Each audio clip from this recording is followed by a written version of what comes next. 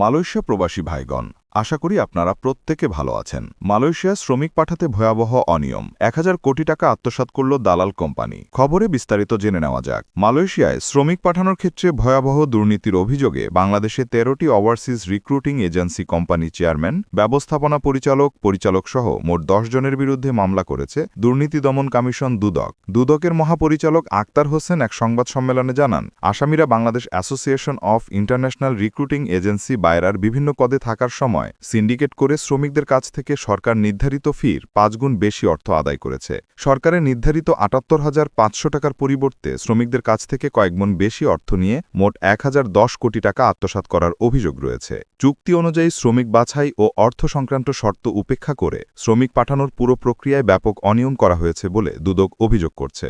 ধাপে ধাপে অতিরিক্ত টাকা নেওয়া, অবৈধ অর্থ হস্তান্তর এবং রূপান্তরের মাধ্যমে মানি লন্ডারিং সবকিছুর সাথে জড়িত ছিল অভিযুক্ত ব্যক্তিরা। তাদের বিরুদ্ধে দণ্ডবিধির একাধিক ধারা ও মানি লন্ডারিং প্রতিরোধ আইনে মামলা করা হয়েছে। এখানে আসামি করা হয়েছে অনেককে। এর মধ্যে উল্লেখযোগ্য হচ্ছে আকাশ ভ্রমণে চেয়ারম্যান মনসুর আহমেদ, কালাম উইনার ওভারসিজ লিমিটেডের পরিচালক রহিমা হক ও মাহফুজুল হক, শাহিন ট্রাভেলসের মালিক শাহাদত হোসেন, নাবিলা ট্যুর লিমিটেডের চেয়ারম্যান শেখ মাহমুদুর রহমান সহ আরও অনেকে।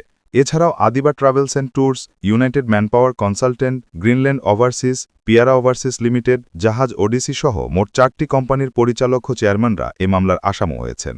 এর আগেও এমন মামলা হয়েছিল। এর আগে একই ধরনের অভিযোগে আরও 12টি কোম্পানির বিরুদ্ধে মামলা করা হয়, যেখানে প্রায় 1100 কোটি টাকা আত্মসাতের অভিযোগ আনা হয়েছিল।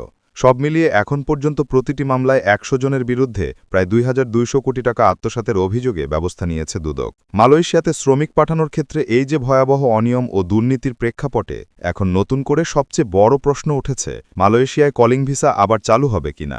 শ্রমবাজার খোলার ব্যাপারে মালয়েশিয়ায় ইতিবাচক অনেক বেশি কড়াকড়ি আরোপ করেছে। একের পর এক মামলা ও দুর্নীতির অভিযোগে মালয়েশিয়া সরকার আরও সতর্ক হতে পারে বলে আশঙ্কা দেখা দিয়েছে। বাংলাদেশি শ্রমিকদের জন্য মালয়েশিয়া সবসময় অন্যতম জনপ্রিয় গন্তব্য হলেও বারবার সিন্ডিকেট, অতিরিক্ত অর্থ আদায় ও দুর্নীতির কারণে এই শ্রমবাজার ঝুঁকির মুখে পড়েছে। ফলে এখন হাজার হাজার শ্রমিক ও তাদের পরিবার দুশ্চিন্তায় রয়েছে। আর সর্বশেষ পরিস্থিতি বলছে, শ্রমিক পাঠানোর প্রক্রিয়ায় দুর্নীতি বন্ধে কঠোর পদক্ষেপ না নিলে মালয়েশিয়া কলিং ভিসা চালু আবারও অনিশ্চিত হয়ে যাবে। কিন্তু এখানেও একটা সমস্যা রয়েছে।